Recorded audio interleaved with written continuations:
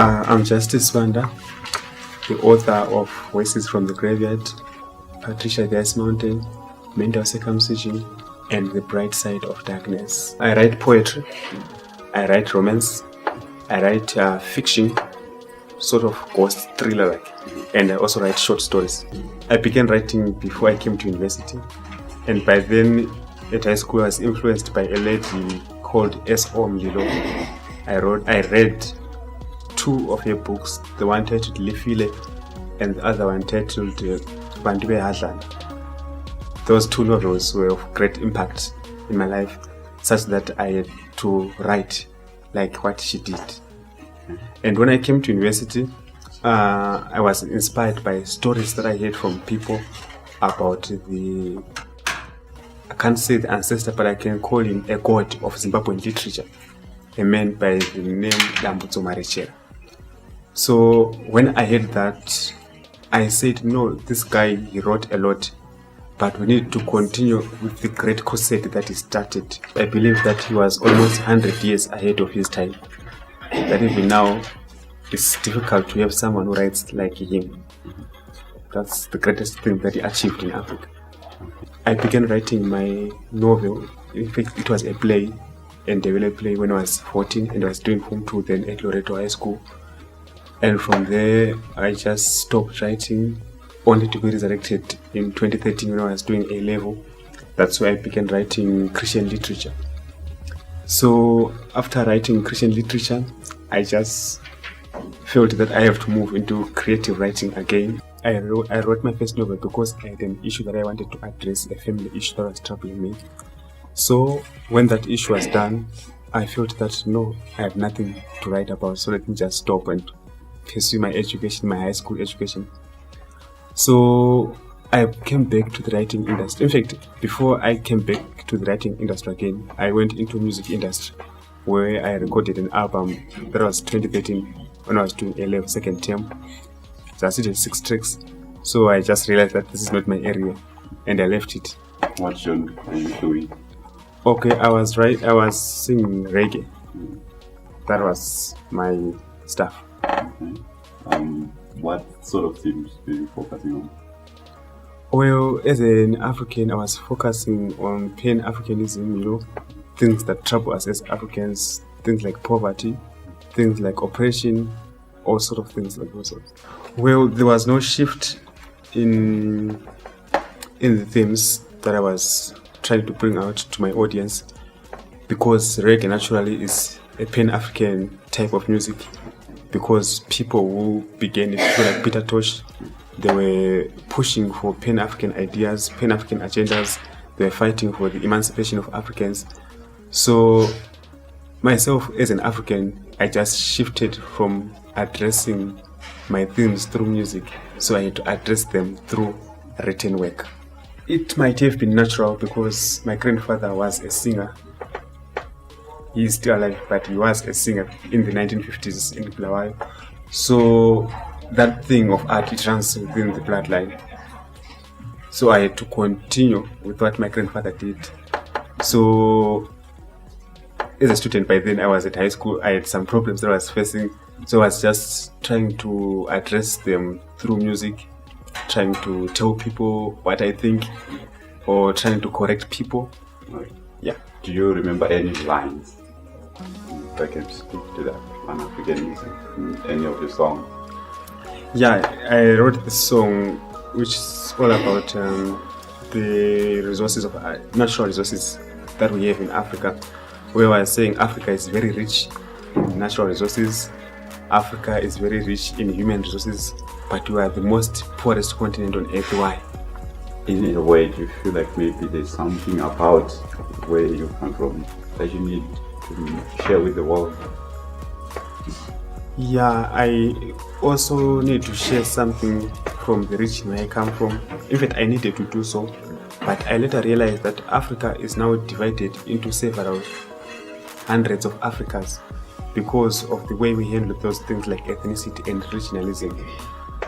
So I said I don't want to associate myself with a certain region in my country in Africa, but I associate myself with Africa as a whole. I address African problems, because the problems that some people have in Sierra Leone are also the problems that some people have in Angola. We are all underlined by being African, with the same past, same present, same future, and same enemies. So in as much as we have divisions, it's my wish through my writing that people should come together as one, as a country. Okay. Considering the fact that I wrote most of my stuff when I was at university studying history and international studies, basically it means that almost everything that I write is political in most cases. Because I realized that whatever thing that is happening outside, inside the country, outside the university walls, outside everywhere, it's all a result of political choices that were made by some political people. And for those things to be resolved, they should be resolved by those were the political avenues. Give us an insight through each of the book that you wrote. All right, I'll start by this one, The Bright Side of Darkness. This book, it has 6 short stories. Okay, the first short story is titled Spinning Wheels of Hell. Okay, in this story, I'm talking about Congo. What is happening in the Congo, the wars, fight for minerals, invasion by other countries, the role played by the UN in trying to stabilize the country, and their failures to do so. And I also talk about how war affects women, how war affects development, and how Congo War became one of the catastrophes that Africa had since the post-independent era. Okay. So that's Spinning Wheels of Hell. So it's purely an African story with African politics, which almost everyone should read. Okay. Then the second story is titled The Bright Side of Darkness. Okay, of course, myself as a historian, I read a lot and I was taught a lot about the man called Hitler. So what I realized when I was reading for myself, I realized that no, what we were taught a historiography that was written mostly by the British and the Americans. And remember that when someone writes history, a historian is part and parcel of history. So they wrote us a history that was biased against the man Hitler. Of course, he did a lot of havoc, killing people exceeding 60 million. But there are some good things that he did which have been swept under the carpet. So there are those things that I'm trying to bring out. The third story is titled Letter to Tsitsi. Okay, in this letter to Tsitsi, I was writing, it's almost a fiction letter, because I wrote it after real things that happened in my life. I crossed ways with a certain girl called Tsitsi. So after that, I had to seek for amendment of a relationship with her. So I had to write a letter of apology. After I was writing that letter of apology, I just had to spice it with some political messages in it. Okay, Letter to Tsitsi is actually a fiction letter in the way that I wrote it, because the writer of the letter is writing it from the cemetery. Alright? So it talks about the Africanity of Africans, basically. That why is it that in Africa a witch doctor, a traditional healer, we call him a witch doctor, things like those. Why is it that in Africa there are some people who have the freedom to interrupt the freedom of others, things like those. And I also talk about the creation of a united Africa through the work of the African Union, because the African Union seems to have lost the battle to unite Africa.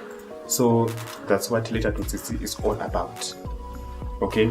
Then the fourth story is titled Emotional Pangs. Alright? Emotional Pangs, I can say it's a story of my life, because I wrote what my life looks like, my family and my background, and up to where I am now today. But when I began to write it, I wanted to write about Kukura Winter. That's what I wanted to write about. But I realized that no, this is a sensitive issue. Let me just redirect it and write about my family background, things that went through as a family, and the things that I went through as an individual. But they are not all about me, because what I went through is what somebody went through, and what my family went through is what another family went through. So it's about everyone. I expect to be a voice of the voiceless, as I've said previously, and I expect to continue writing, influencing, and inspiring others to write also.